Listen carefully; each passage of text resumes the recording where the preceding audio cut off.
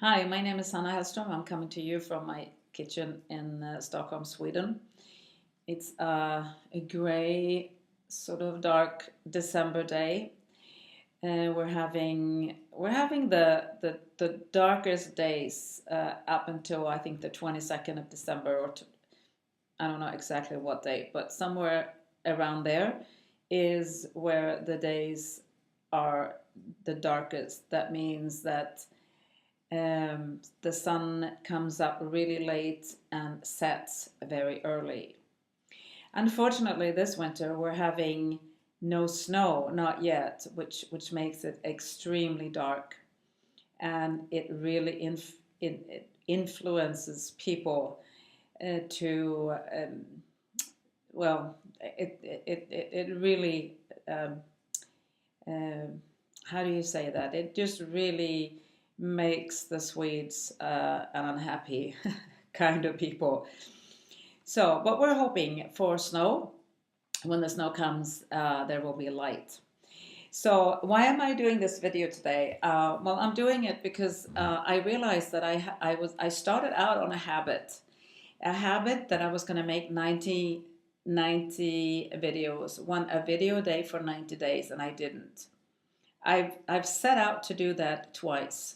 Neither one of them, those two times, have I done it. So it's just interesting with habits. And I read something this morning that made me think again about habits and how easy it is to become sort of slaves under your habits, and how you a lot of times just end up in some kind of a denial that you don't have these bad habits. It could be all kinds of habits. I mean, you just need to stop and think for a second about your habits. You probably will find lots of them. Some habits are good, of course, but we also carry around a lot of bad habits. It could be anything from, being late at meetings, or being late when you're going to meet your friends, or smoking, or drinking too much, or eating too much, or not exercising, or whatever it is. We all have habits. And it's when you start to actually realize or think about maybe one habit at a time, and just really think about them, and make them a part of you that you're actually willing to look at. You can change them. If they're good, keep them, of course. If they're bad, change them, which is not that easy. Of course, I know. I've tried this video thing 2 times, and I do like 25 videos, which is not bad in itself, because I'm a strong believer in video. I think we need to do it. I think we need to learn it. I think we need to get in front of the camera, and it also teaches us a lot about ourselves. It's interesting how after I've probably done about 50 videos at least altogether, and it's still like awful to hear yourself, to see yourself, to deal with yourself. Interesting, isn't it? So, because who cares? I mean, you probably think I do all right, and I just hear the mistakes, or the non-fluent way of speaking, or whatever, or my English or something. So, anyways, so I started out this morning, because I will tell you probably later about, there's a guy in my community who I didn't know before. He's from South Africa. His name is Lawrence, and I can't now remember his last name, but I met him at the event in San Diego, and I'd seen him online, but I actually met him because I really love his accent. I didn't know anything about him. I know nothing about him. I started listening to some of his stuff. I checked out his video channel, I checked out his blog, and I'm absolutely blown away by his honesty and by his frankness. And I'm also sort of blown away by the fact that he talks nothing about business, or it's nothing about like, come join me in my business. He only talks about true things, about our habits, or about our manners, or about why we succeed or why we don't succeed, and what we need to do, and his struggles, his story. So I was just really, really, I've just been all like, I don't know what the English word is, but it's soaked up by his information. And again, I've been online for a couple of years with success. I mean, with a various degree of success, but I keep running into these fabulous people, and they're, inspiring people. People that have been struggling, who haven't had money to pay for gasoline in their cars, or food on the table, and living in vans and under bridges, and really, really struggling, to the extent that I keep comparing with myself, and I think, well, I still have a roof over my head, and I used the last coffee this morning, but I mean, I'm all right. Um, but of course, it's a struggle. It's a struggle before you succeed. And there are so many people that will never succeed. And he really gets into why we won't do it, why we won't do what it really takes, and why we keep sticking to an idea that someone else is going to fix it for us. So I was just really, really inspired this morning. And so I thought, let's change a habit. My habit, and I am a victim of this, like many, many people, is that I get up in the morning. I work from home. That's the whole thing. That's the whole trick. I mean, that's the whole issue, to work from home. I mean, that's the dream, right? So I get up in the morning, I turn on the computer, sometimes even before I even have my coffee, even before I'm dressed. I turn on the computer, and immediately in 1 second, I'm just sucked into Facebook, emails, people who need help, things I need to do. And my head is all like, what to do first, who to help first, what do I need, and then I have some, like life. You have some private stuff you want to do. You need to call the bank. You need to, like, I'm doing the laundry this morning. Well, because I need to, because I don't have, all my clothes are dirty, and I'm going to go out with my mother and my sister tonight. So I need to just do the laundry, okay? Now, so there's just not the internet, and but doing the laundry and doing Facebook in the mornings is not an income-producing activity. No, it's not. So this morning I changed. It's 9:47. I still haven't turned on I'm not yet online, right? And it made me think of the book that's on my table in the living room, How to Get Rich. It's written, like you can see, by Paul Getty. And it says that it's from the legend himself. Now, Paul Getty was one of the richest men in the world. He was born someplace late 1800s, and he was in the he was born during the oil era, when oil was starting to be discovered in the West, the United States, the West. I had no idea, but when I was visiting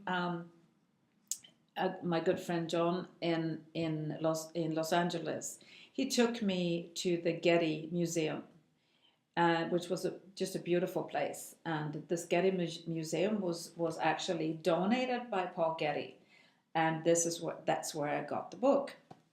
Now, it turns out that this book is just it's written by a man in the 1800s, and he talks about habits, and he talks about business, and he talks about success and what it takes, and how, and his story on how he sort of fell into the oil industry, and of course just struggled from the beginning and had no idea what to do. But it's interesting because the parallels are, this book could have been written today by someone in the internet business, the internet marketing business, that throwing yourself online to make a new life for yourself, by not being employed, by not having a boss ruling your life, by not having to get up at 6 in the morning and do what someone else wants you to do. It's just that it's about oil, and it's just that it's in the 1800s and not in the 2000. So, anyways, so I decided this morning then to break a habit, not to get online. I decided to grab the book. So I quickly did some old dishes. I fixed my breakfast, and I have my coffee, and I read a chapter in the book. And the interesting thing is that the chapter is called The Force of Habit. And it talks about the habits. Just like I've been influenced by Lawrence talking about habits, how you get up in the morning and you do all kinds of other stuff besides income producing activities. So again, it was just a very interesting chapter, and it talks then about, it actually tells the story about how Paul Getty is in a hotel room in France, and it's in the middle of the night, and he wakes up and he has this urge to smoke, and he doesn't have any cigarettes, and it's 2 a.m. and it's pouring rain outside, and so he gets, finally, after looking through all of his clothes, he gets up to go out in this horrible rain and walk to the train station, because he figures that, there might be a kiosk at the train station where he can get cigarettes. So, and then like half an hour later, he finds himself getting ready to go out after looking through all of his stuff, after getting dressed, and he just like realizes, like, what am I doing? What am I doing? Is this urge so strong that it rules my life? And that I have to go out in the dark and pouring rain. I'm going to have to walk like half an hour to the train station and back. It just hit him that this habit was really ruling his life. So he undressed, went back to bed, and went back to sleep. And he says at the end of the chapter that was the last day that he ever even thought about having a cigarette. So he quit smoking that night. So, and when you talk about that, when I read this and when I say it, like how cigarettes, I was a smoker too. I didn't smoke a lot. I smoked maybe 2 or 3 cigarettes a day, sometimes one, sometimes none. And then people told me, well, Sanna, come on, if you smoke just 2 cigarettes a day, it's not a big deal. Keep smoking them. And perhaps that was right. Maybe it's more dangerous for me to stand out here in the intersection for half an hour and breathe the pollution from the cars. But for me, it was that those 2 cigarettes, or 3, or the 1, or the none, whatever it was, ruled my life. I had to have those 2 cigarettes. I would sort of circle my day. I would sort of, it was like, when am I going to have the coffee? Can I have the coffee so I can smoke outside? What if I do this first and then have my coffee? Then I can smoke, or whatever.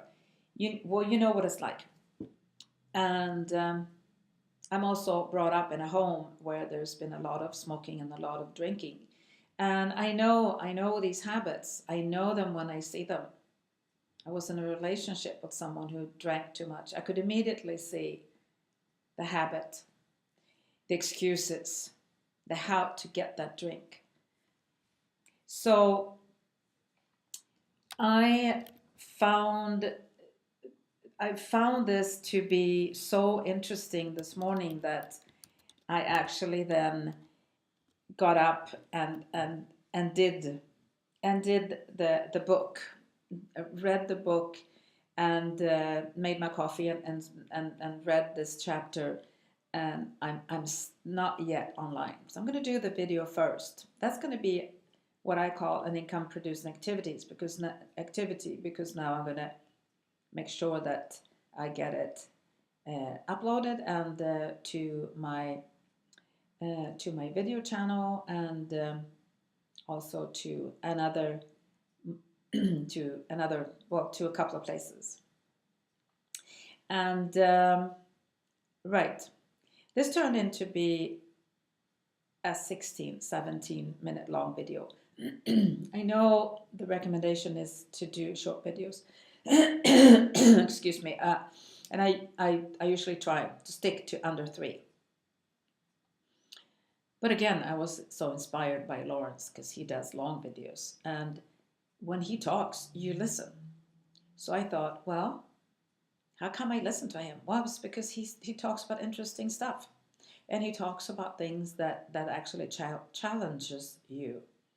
So I hope this video will challenge you to think about habits, maybe to pick up this book, or maybe to pick up another book that will talk about someone's success story for Christmas.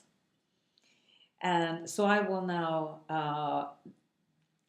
say thank you for listening, if you listened all the way, and I wish you luck on your habits. And I'm glad I did a little bit of change of a habit today, and I'm going to keep on doing it, and I'm going to pick up my 90-day video challenge. Let's see which number video this is going to be. I'll just continue where I left off, basically. Don't have to start off from number 1, right? So thanks for listening, and yes, thanks for listening. Have a wonderful day, and I'll see you perhaps tomorrow in my next video. And I'll try not to make that 18 minutes long. Okay, bye-bye. Thanks a lot.